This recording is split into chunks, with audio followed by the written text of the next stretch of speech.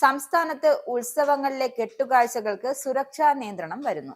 വൈദ്യുതി സുരക്ഷയുടെ ഭാഗമായാണ് നിയന്ത്രണങ്ങൾ ഏർപ്പെടുത്തുന്നത്. ഇക്കാര്യത്തിൽ സംസ്ഥാന ഊർജ വകുപ്പ് ഉത്തരവിറക്കി. അനുമതിയില്ലാതെ വലിയ വാടക കെട്ടുകാഴ്ചകൾ കൊണ്ടുവരുന്നവർക്കെതിരെ കേസെടുക്കും.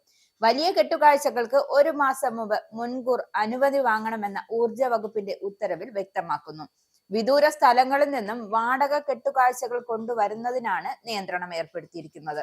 ഇത്തരത്തിൽ കെട്ടുകാഴ്ചകൾ കൊണ്ടുവരേണ്ട സാഹചര്യം ഉണ്ടായാൽ വൈദ്യുതി ലൈനുകൾ അഴിക്കേണ്ടാത്ത രീതിയിൽ കെട്ടുകാഴ്ചകളുടെ ഉയരം നിജപ്പെടുത്തേണ്ടി വരും.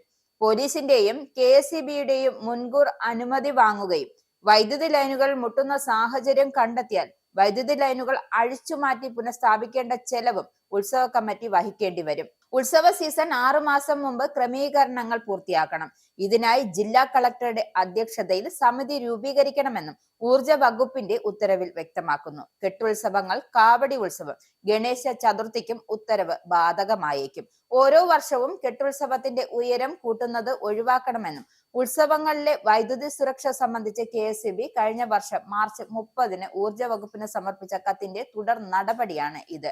പോലീസിന്റെയും KSEBയുടെയും മുൻകൂർ അനുമതി ഉത്സവ കമ്മിറ്റി 1 മാസം മുമ്പെങ്കിലും വാങ്ങണം. അനുമതിയില്ലാതെ വാടക കെട്ടുകാഴ്ചകൾ കൊണ്ടുവരുന്നവർക്കെതിരെ ദുരന്ത നിവാരണ നിയമപ്രകാരവും മറ്റ് നിയമപ്രകാരവും നടപടി സ്വീകരിക്കാനാണ് തീരുമാനം. തെക്കൻ ജില്ലകളിലെ കെട്ടുത്സവങ്ങൾ, മധ്യ കേരളത്തിലെ കാവടി ഉത്സവം, ഗണേശ ചതുർത്ഥി പോലെ വലിയ രൂപങ്ങൾ ആഘോഷപൂർവ്വം കൊണ്ടുവരുന്ന ഉത്സവാഘോഷങ്ങൾ എന്നിവയിലാണ് വൈദ്യുതി ലൈനുകളുമായി ബന്ധിപ്പിക്കുന്ന പ്രശ്നങ്ങൾ ഉണ്ടാവുന്നത്.